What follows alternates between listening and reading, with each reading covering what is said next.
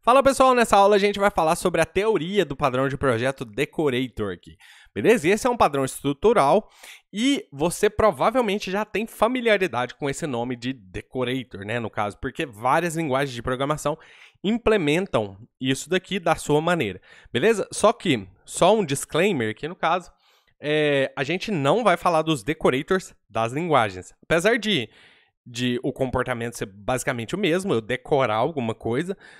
O nosso foco aqui é no padrão da Gang of Four, beleza? Então, se você tiver a intenção de comentar, mas eu posso fazer isso com decorators da linguagem aqui. A gente sabe, a gente já estudou decorators aqui sobre TypeScript, no meu curso de Python a gente falou sobre decorators de Python, mas nesse caso específico a gente quer focar no padrão de projeto da Gang of Four, beleza? Dito isso, agora a gente pode falar sobre a intenção oficial do padrão de projeto Decorator.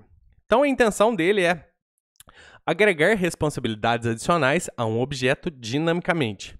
Os decorators fornecem uma alternativa flexível ao uso de subclasses para extensão de funcionalidades. Então essa é a intenção oficial e o que ela quer dizer é basicamente que a gente pode utilizar o decorator para implementar novas funcionalidades, novos métodos, mudar valores, qualquer coisa, sem mexer num objeto que já foi criado. Então, por exemplo, se eu tenho uma classe produto, por exemplo, dentro do meu código, eu posso criar um decorator que adiciona alguma funcionalidade a mais nesse produto sem abrir o arquivinho lá do produto e alterar a classe do produto.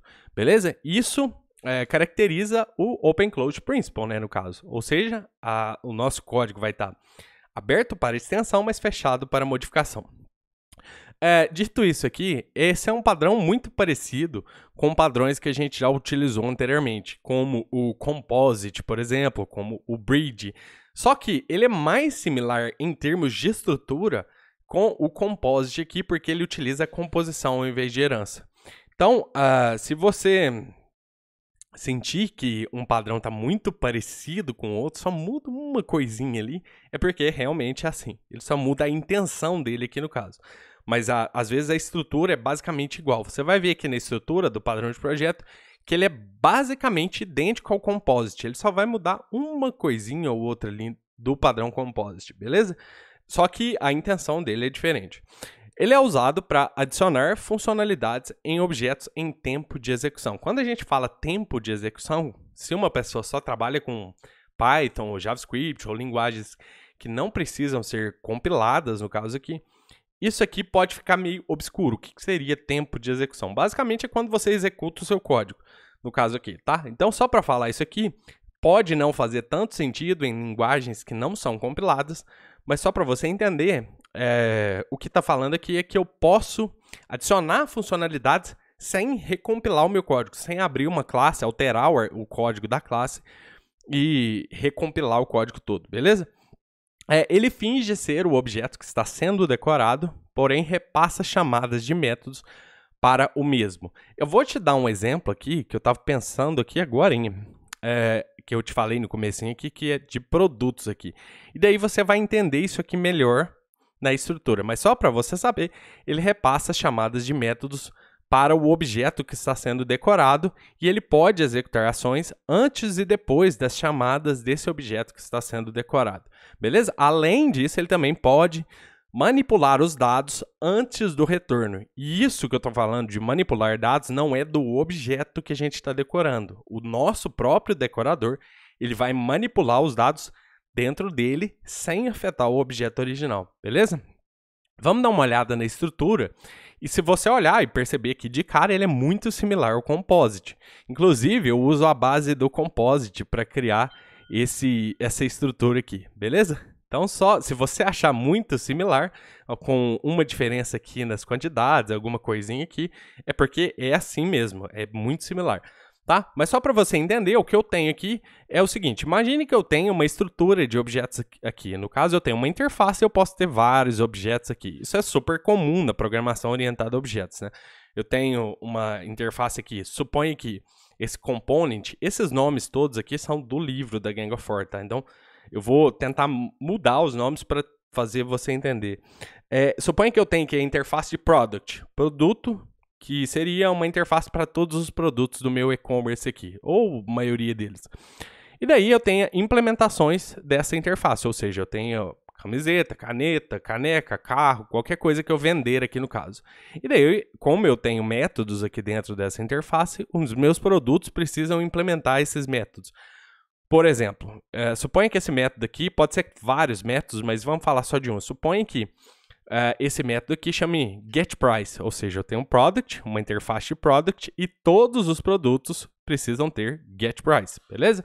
Então, os meus produtos, naturalmente, terão um getPrice que vai retornar o preço do produto concreto. Então, camiseta tem um preço, carro, caneta, qualquer produto tem um preço, beleza? Essa é a estrutura normal que a gente tem.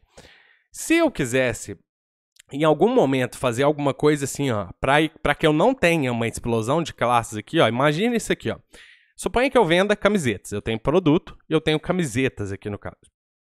E daí, em determinado momento, a gente começa a vender camisetas estampadas. Então, eu criaria uma outra classe, camisetas estampadas.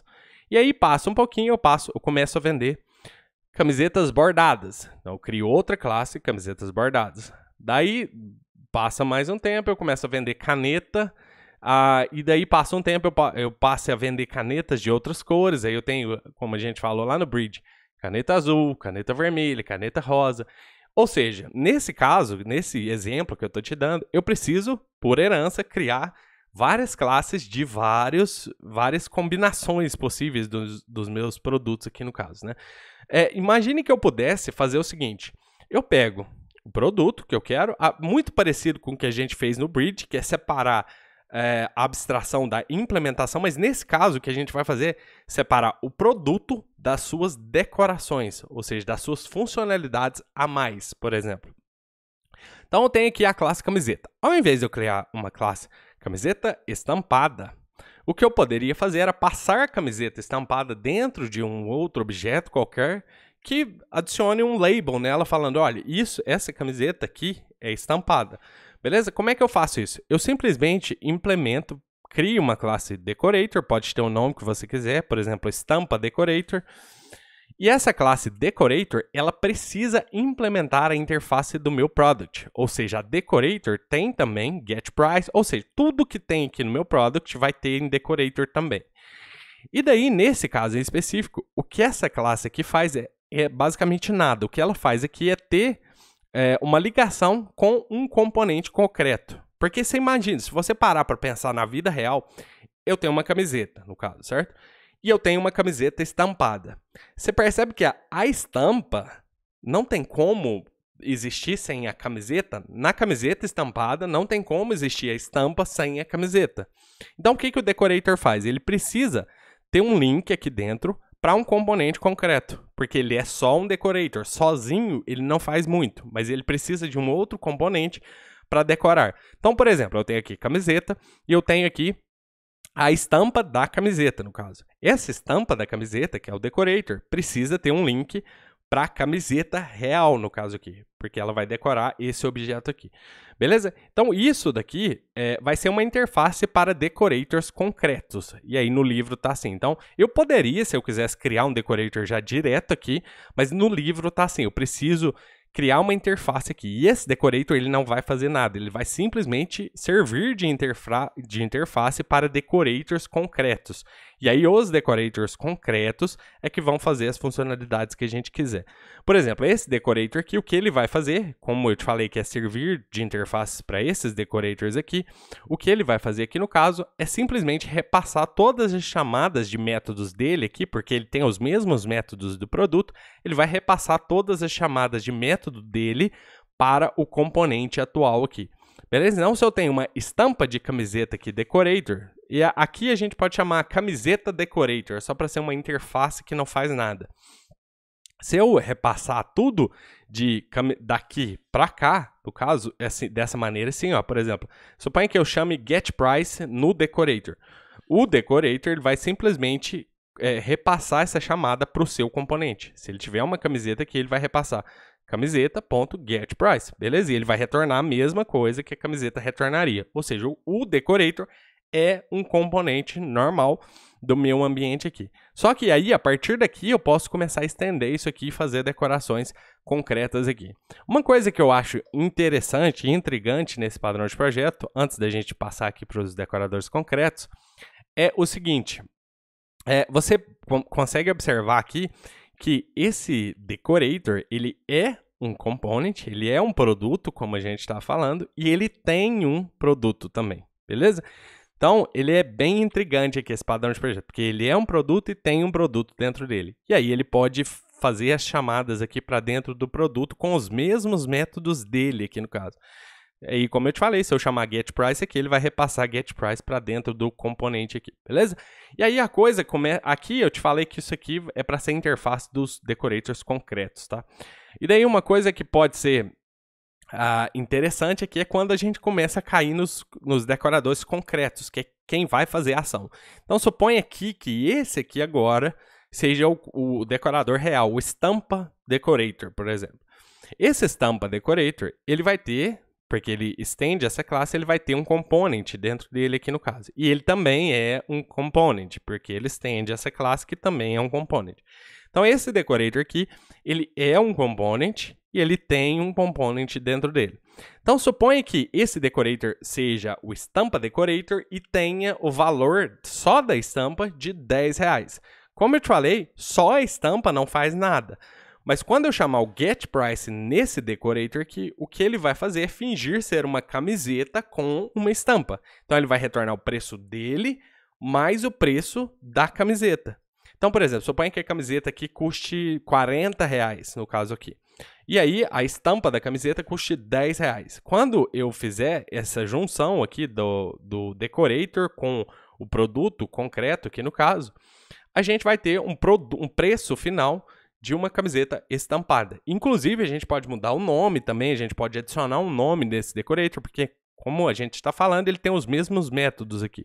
Então, eu posso chamar de dentro desse decorator, getName, no caso, no produto aqui, aí eu tenho o nome do produto e eu posso colocar, por exemplo, entre aspas, estampado, posso manipular os dados aqui do jeito que eu quiser. E você percebe que em nenhum momento eu vou alterar os dados reais aqui dessa camiseta aqui no caso. Eu vou simplesmente pegar os dados de dentro dessa camiseta e usar aqui. E como ela é um produto também, o decorator também é um produto, ele pode se chamar camiseta estampada aqui. Não tem problema algum, beleza? Eu falo no objeto final, porque a gente está usando composição. Beleza?